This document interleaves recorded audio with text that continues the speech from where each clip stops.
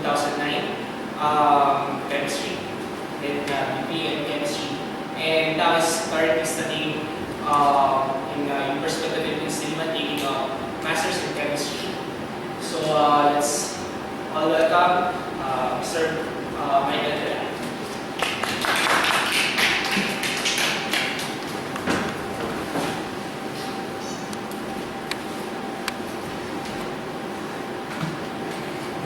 Everyone, I'm going to present my journal presentation entitled Predicting Models for Sodium Cation Exchange Capacity.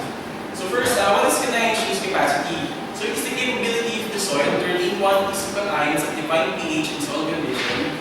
And it is also the quantity of negative charges present on soil. And those negative charges will then be, to maintain electronegativity, essential cations such as calcium, magnesium, and potassium are adsorbed and retained, which are then readily exchangeable via soil solution, soil-water interface, which are readily available for root uptake. And it's also, by that, it serves as an indicator for soil fertility and also an important parameter of soil management. So, what soil properties influence CBC? Primarily pH, where it affects charges in soil matrices, since some of it are ionizable. Some functional groups from soil components are ionizable, so it means that higher pH gives a higher charges and higher CBC. Next is the soil texture, or it's pretty much a particle size distribution, and it's primarily composed of clay, silt, and sand components. And the charge came from isomorphic substitution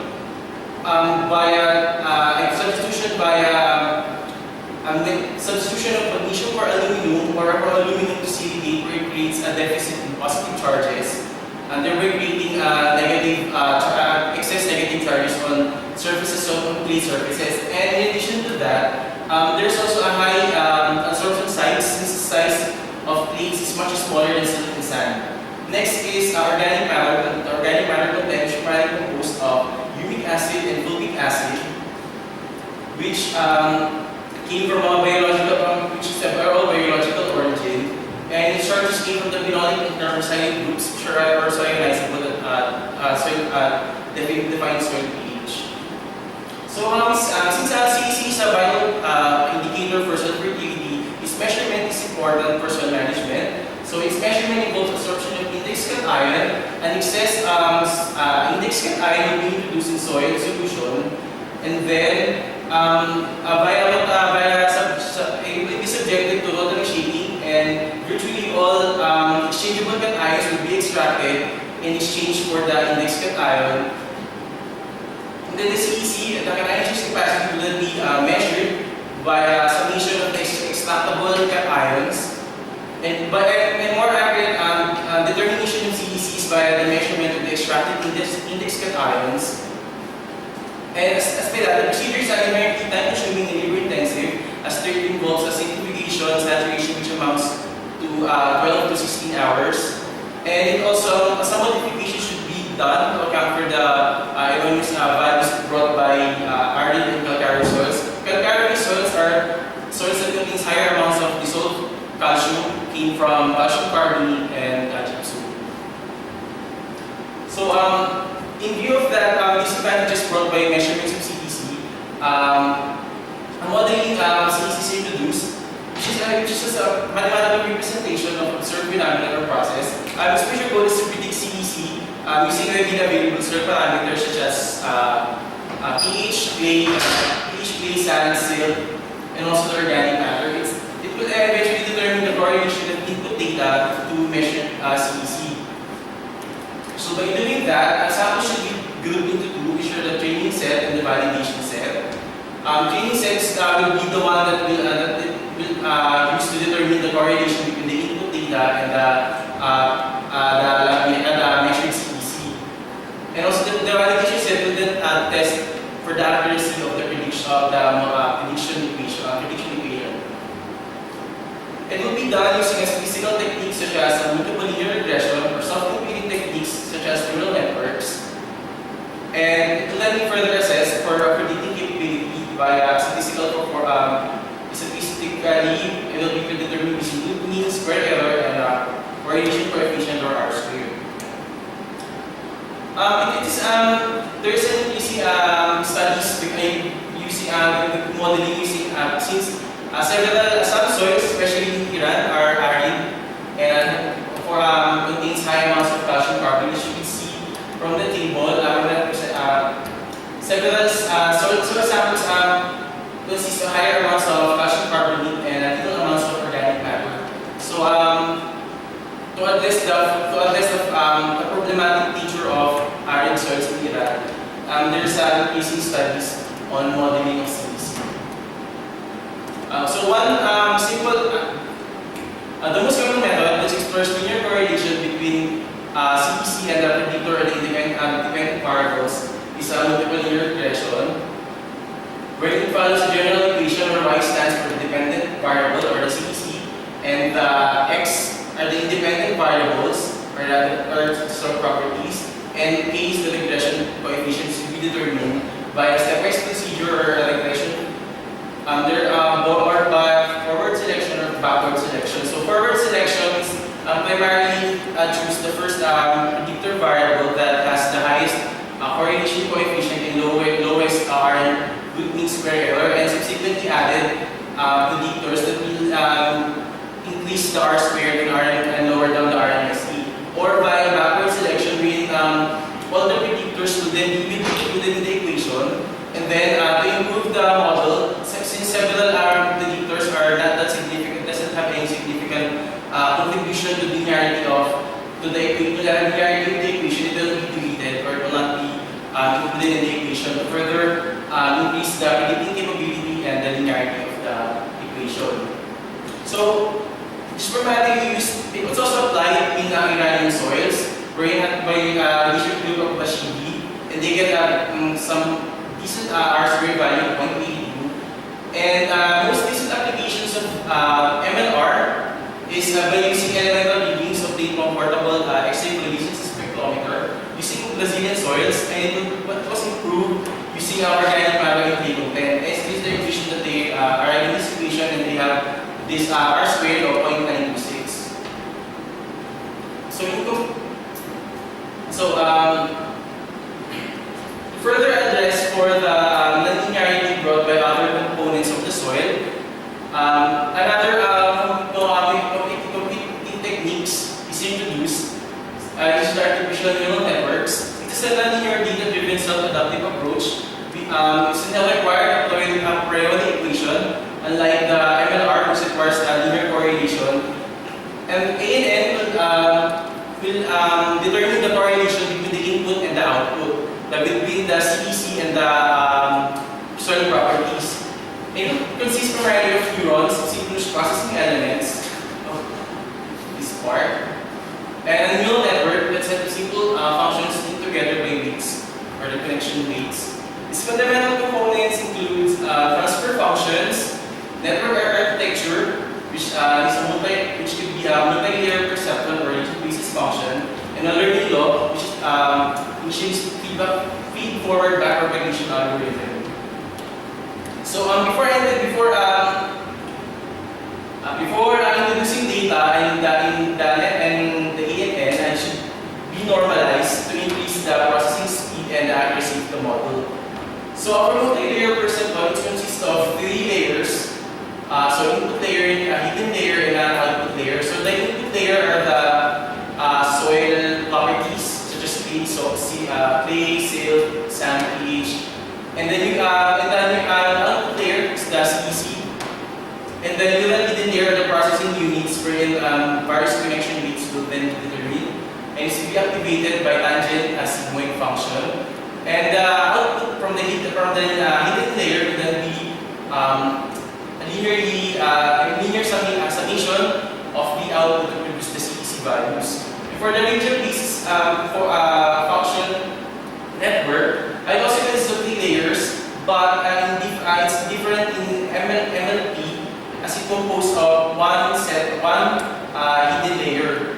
Its inputs are in the form of vectors, and the activation function is a radial combination function. So in comparison to MLR, as you can see that it outperformed MLR. In comparison to MLR, it was outperformed by ANN.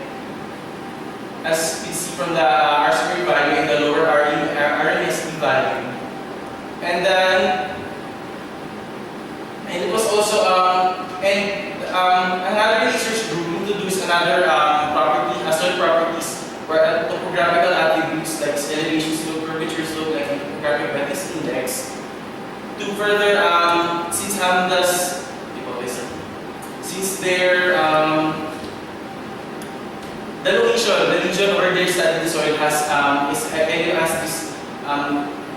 this topographical attributes, whereas the geographical location is different from the other. So they include another inputs, and it was proven that further increase the predictability even for MLR. It increase the predictability and the predictive performance of the MLR and MLP. So another software reading technique is the adaptive neural fuzzy inference system, or ANFIS. It combines neural networks and the fuzzy logic, or the if-then rule. Inputs are then clustered and subjected to fuzzy rules, and it's comprised of 5 layers. Where in layer 1 is adaptive node, where clustering of inputs will occur, and then there's this fixed node, or defining strength. Is the for the if-then rule, fuzzy logic, if-then rule will come from, and there's a fixed node to normalize spiraling strength, and the adaptive node, which is with the consequent parameters of the fuzzy logic, and then the fixed node proper output is the summation of the output from the layer 4, and it's also the CEC value. Just in comparison between A and MLR, some researchers proved that it was outperformed by A and N. As you can see, this got only 0.55 is comparable to MLR. But in another, it goes to show that ANFIS is applicable only to several locations. But these researchers proved that ANFIS could be a good predicting model to determine CEC in the region. As you can see from the test set that it is the highest R-squared value. So in summary, neural networks sufficiently capture the linearity of the relationship between inputs and measured CEC. Predicting models derived from neural networks are more suitable for CEC determination in calcareous soils. And MLR serves as the primary method to determine the extent of linear correlation between the input and output values of the CEC. So that's the end of my presentation.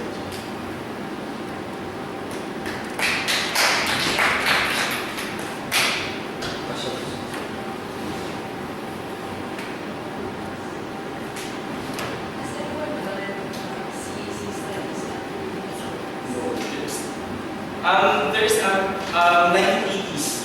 I saw in the journal 1980s, and they use MLR using clay and organic carbon input. But it was done years ago using soils from Kiwi, Lisbon, so 2 studies. And it was done by foreigners. It was done by foreigners.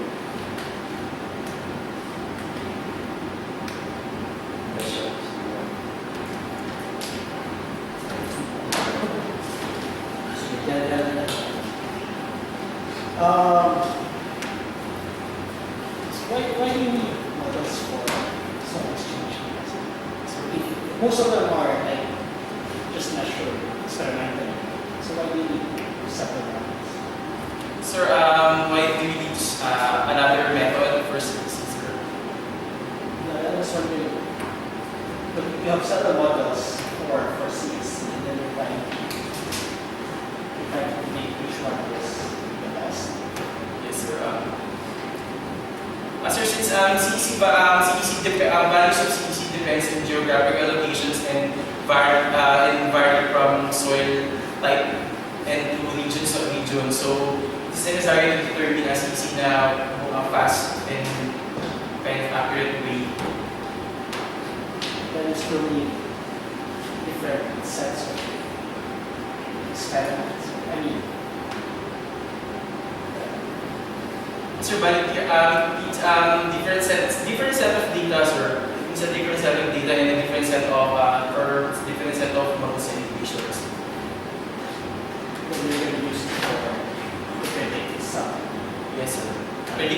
CDCs or CEC using prediction of CEC using soil properties that are readily available in soil database or can be readily determined. Unlike with the conventional procedure that is between 12 to 16 hours to get a result.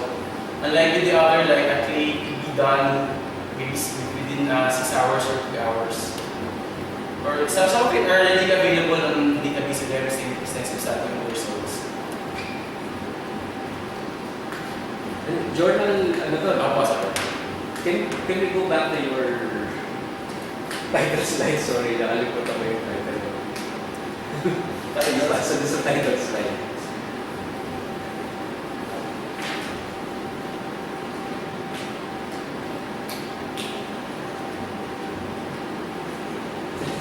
Sorry.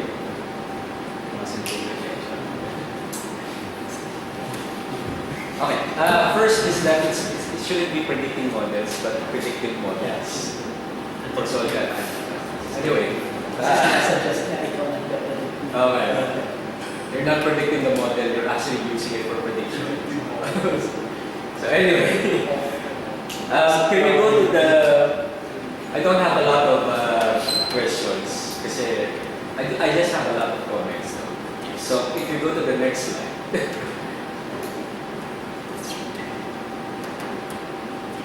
And sorry, hindi pala yung next. Sige, isusunod pa.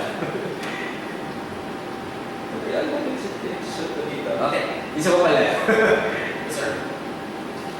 Where you have the training set and validation set.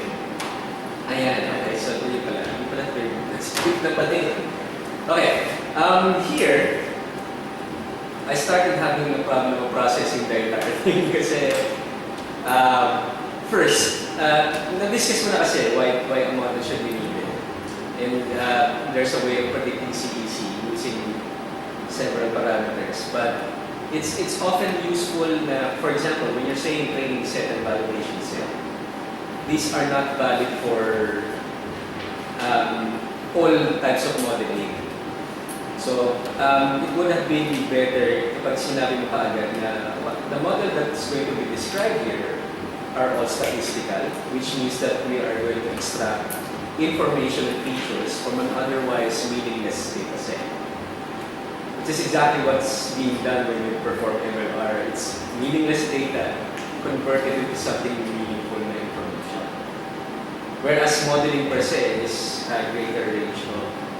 For example, I can model a molecule very complicated by saying that it's mostly hydrophobic, in this case, and then kakapit ka pala the. So that's a model as well, and you're doing modeling. So here, I was expecting that you say first na the popular flavors of statistical modeling are multiple linear regression and neural networks. So we're going to look at these two and see how they fare in terms of predicting CEC. So maging mas madaling transition mo from why CEC is important, how it's going to be modeled, what are the tools. So, and also in the succeeding slides, or yung doon pa lang, simula na tayo doon, you started using tables that are difficult to read. And for me, these are, if I'm looking at this for the first time and I don't know what CEC is, had I not known what CEC is from your proposal in the grant code, these tables would have been meaningless to me.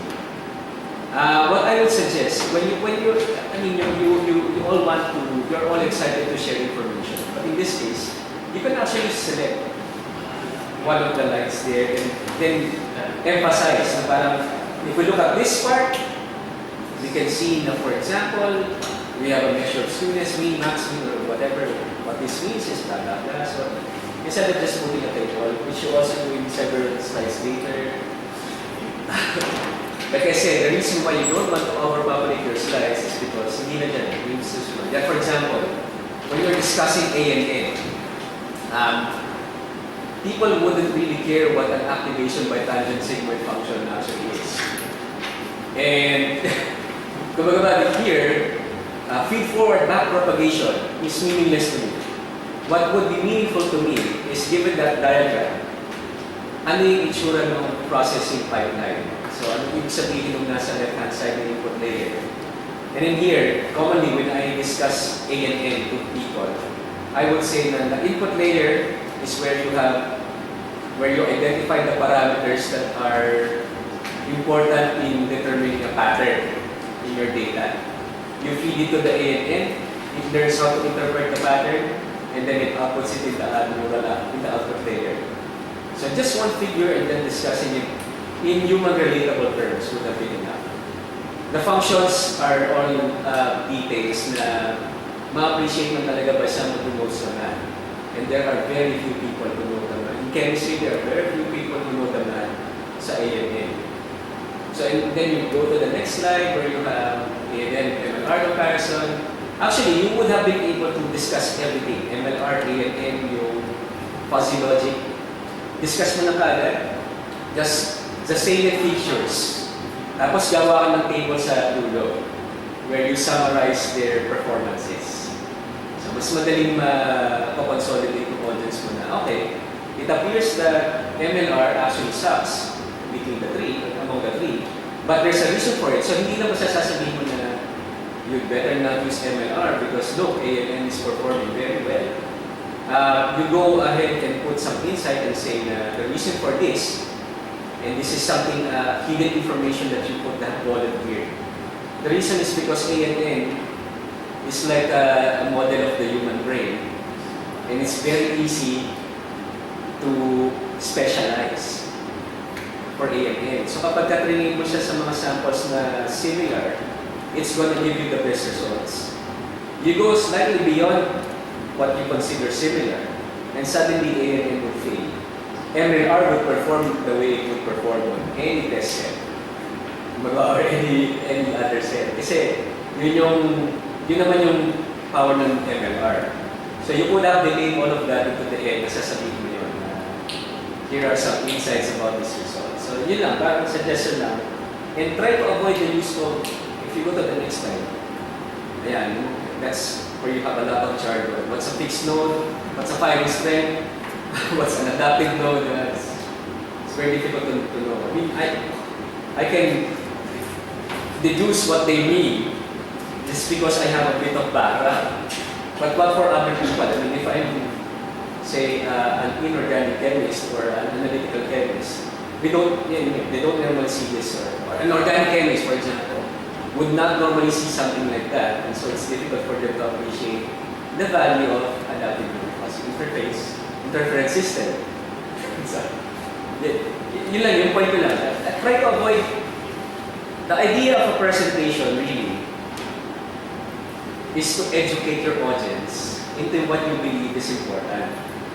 So I'm pretty sure that all of you are excited to volunteer information, but that's not always a very beneficial thing. Information must be structured in some way para mas madaling i-digest. Yun yung point ko. Anyway, in the succeeding slides, for example, here, I'm looking at several different things and I don't know which. Parang diba sa photography, you actually, in photography, you try to minimize capturing pictures na lahat ng different elements are there. Kasi mag-roam yung attention ng nung tumitingin. So it's the same thing with PowerPoint slides. So it's better to concentrate with specific results. And in most cases, it wouldn't hurt kung kayo na mismo yung gumawa ng summary sa table. Tapos lalagyan nyo na lang ng references at the end. Instead of putting everything in one place na for a particular set of results na. Yun lang naman. Any other questions from